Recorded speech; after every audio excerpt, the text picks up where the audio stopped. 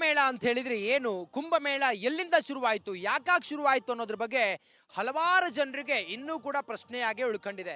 ನೋಡಿ, ಮಹಾ ಕುಂಭಮೇಳ ಇವತ್ತು 144 ವರ್ಷಗಳ ನಂತರ ಬಂದಿದೆ.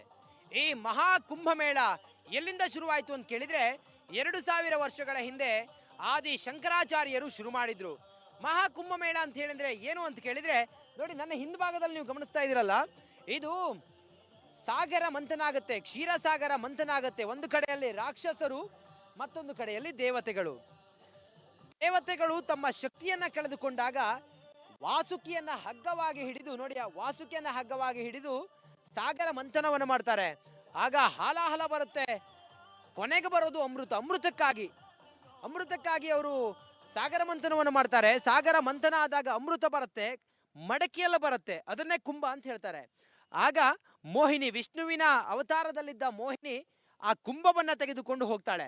ಕುಂಭವನ್ನ ತೆಗೆದುಕೊಂಡು ಆಕಾಶ ಮಾರ್ಗವಾಗಿ ಗರುಡನ ಮುಖಾಂತರ ಹೋಗ್ತಾರೆ. ಆಗ ಆ ಕುಂಭದ ಒಳಗಿದ್ದಂತಹ ಅಮೃತ 4 ಪವಿತ್ರವಾದಂಥ ಜಾಗದಲ್ಲಿ ಬೀಳುತ್ತೆ. ಉಜ್ಜಯಿನಿ, ನಾಸಿಕ್, ಹಾಗೆ ಪ್ರಯಾಗರಾಜ್ ಸೇರಿದಂತೆ ಒಟ್ಟು 4 ಜಾಗದಲ್ಲಿ ಆ ಪುಣ್ಯವಾದಂಥ ಅಮೃತ ಬೀಳುತ್ತೆ.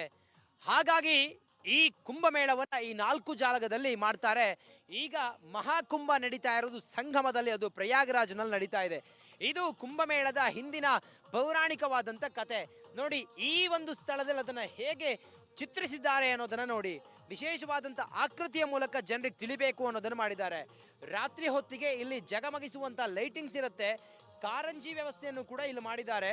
ಕುಳಿತುಕೊಳ್ಳೋದಕ್ಕೂ ಕೂಡ ಆಸನದ ವ್ಯವಸ್ಥೆಗಳೆಲ್ಲವೂ ಕೂಡ ಇದೆ. ಈ ಸೆಕ್ಟರ್ ಏನಿದೆಯಲ್ಲ, ಇಲ್ಲಿ ಸಂಪೂರ್ಣವಾಗಿ ಈ ರೀತಿಯಾಗಿ ವಿಶೇಷವಾಗಿ ಇದನ್ನ ನಿರ್ಮಾಣ ಮಾಡಿರೋದು ಉತ್ತರ ಪ್ರದೇಶ ಸರ್ಕಾರ ಇದನ್ನ ಮಾಡಿರೋದು. ನೋಡಿ, ಅಲ್ಲೆಲ್ಲ ಬೋರ್ಡ್ಗಳನ್ನು ಹಾಕಿದ್ದಾರೆ. ಮಹಾಕುಂಭದ ಕೆಲವು ಡಿಸೈನ್, ಲೋಗೋ ಮತ್ತೆ ಬೋರ್ಡ್ಗಳನ್ನೆಲ್ಲ ಹಾಕಿದ್ದಾರೆ. ಆನಂತರ ಭವ್ಯವಾದಂಥ ಈ ಒಂದು ಸ್ಥಳದಲ್ಲಿ, ಪುಣ್ಯವಾದಂಥ ಈ ಸ್ಥಳದಲ್ಲಿ ಮಹಾಕುಂಭ ಇದೇ ತಿಂಗಳು 13ನೇ ತಾರೀಕಿನಿಂದ ಶಾಹಿ ಸ್ನಾನದೊಂದಿಗೆ ಆರಂಭ ಆಗ್ತಾ ಇದೆ.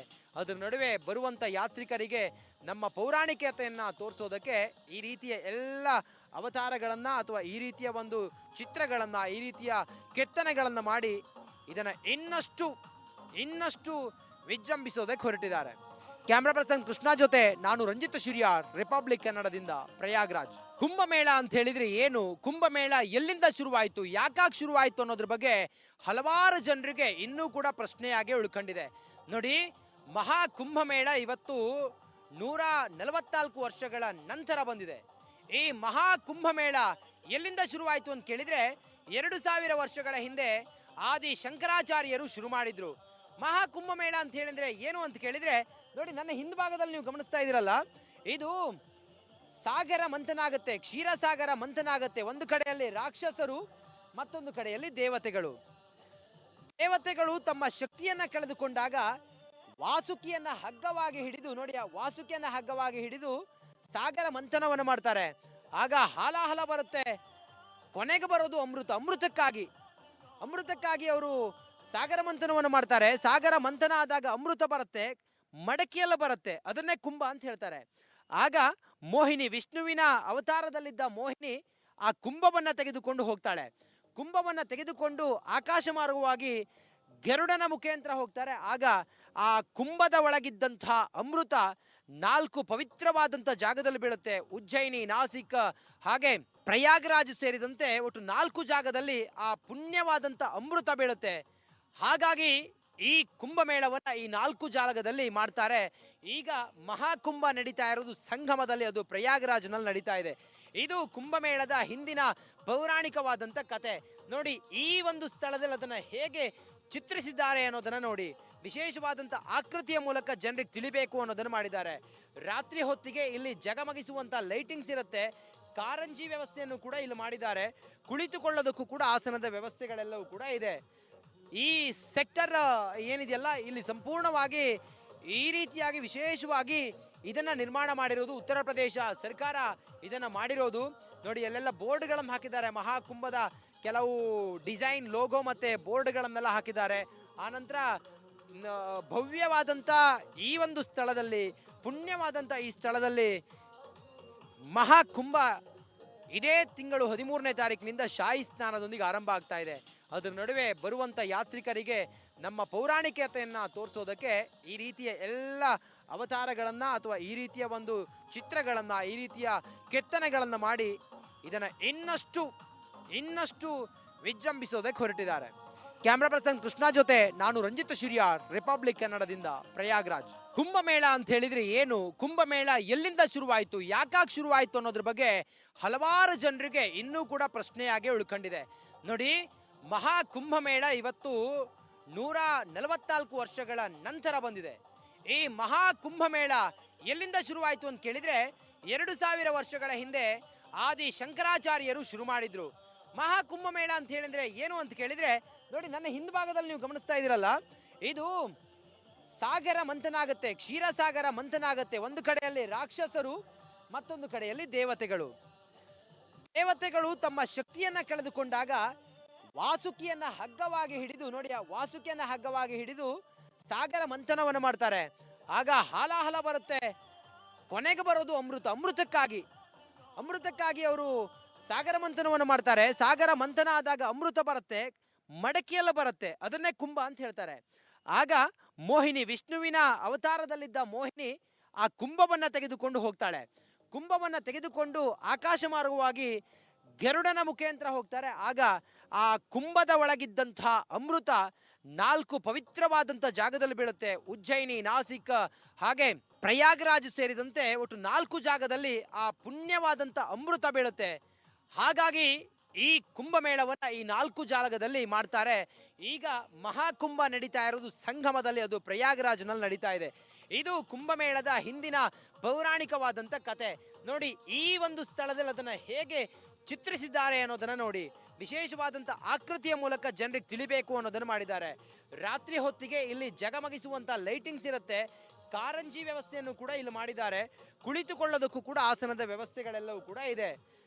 ಈ ಸೆಕ್ಟರ್ ಏನಿದೆಯಲ್ಲ, ಇಲ್ಲಿ ಸಂಪೂರ್ಣವಾಗಿ ಈ ರೀತಿಯಾಗಿ ವಿಶೇಷವಾಗಿ ಇದನ್ನ ನಿರ್ಮಾಣ ಮಾಡಿರೋದು ಉತ್ತರ ಪ್ರದೇಶ ಸರ್ಕಾರ ಇದನ್ನ ಮಾಡಿರೋದು. ನೋಡಿ, ಅಲ್ಲೆಲ್ಲ ಬೋರ್ಡ್ಗಳನ್ನು ಹಾಕಿದ್ದಾರೆ. ಮಹಾಕುಂಭದ ಕೆಲವು ಡಿಸೈನ್, ಲೋಗೋ ಮತ್ತೆ ಬೋರ್ಡ್ಗಳನ್ನೆಲ್ಲ ಹಾಕಿದ್ದಾರೆ.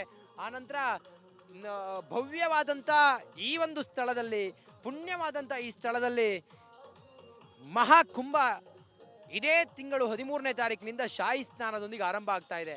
ಅದರ ನಡುವೆ ಬರುವಂಥ ಯಾತ್ರಿಕರಿಗೆ ನಮ್ಮ ಪೌರಾಣಿಕತೆಯನ್ನು ತೋರಿಸೋದಕ್ಕೆ ಈ ರೀತಿಯ ಎಲ್ಲ ಅವತಾರಗಳನ್ನು ಅಥವಾ ಈ ರೀತಿಯ ಒಂದು ಚಿತ್ರಗಳನ್ನು, ಈ ರೀತಿಯ ಕೆತ್ತನೆಗಳನ್ನು ಮಾಡಿ ಇದನ್ನು ಇನ್ನಷ್ಟು ವಿಜೃಂಭಿಸೋದಕ್ಕೆ ಹೊರಟಿದ್ದಾರೆ.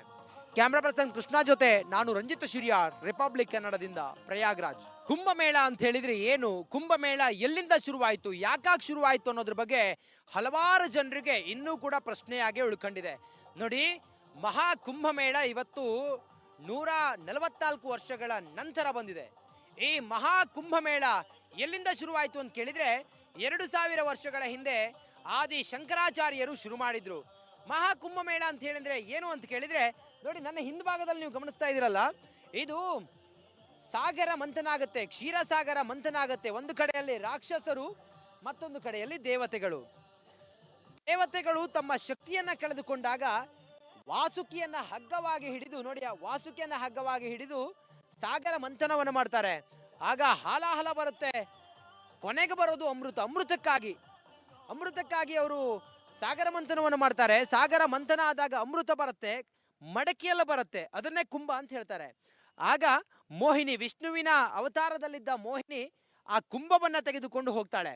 ಕುಂಭವನ್ನ ತೆಗೆದುಕೊಂಡು ಆಕಾಶ ಮಾರ್ಗವಾಗಿ ಗರುಡನ ಮುಖಾಂತರ ಹೋಗ್ತಾರೆ. ಆಗ ಆ ಕುಂಭದ ಒಳಗಿದ್ದಂಥ ಅಮೃತ 4 ಪವಿತ್ರವಾದಂಥ ಜಾಗದಲ್ಲಿ ಬೀಳುತ್ತೆ. ಉಜ್ಜಯಿನಿ, ನಾಸಿಕ್ ಹಾಗೆ ಪ್ರಯಾಗರಾಜ್ ಸೇರಿದಂತೆ ಒಟ್ಟು 4 ಜಾಗದಲ್ಲಿ ಆ ಪುಣ್ಯವಾದಂಥ ಅಮೃತ ಬೀಳುತ್ತೆ.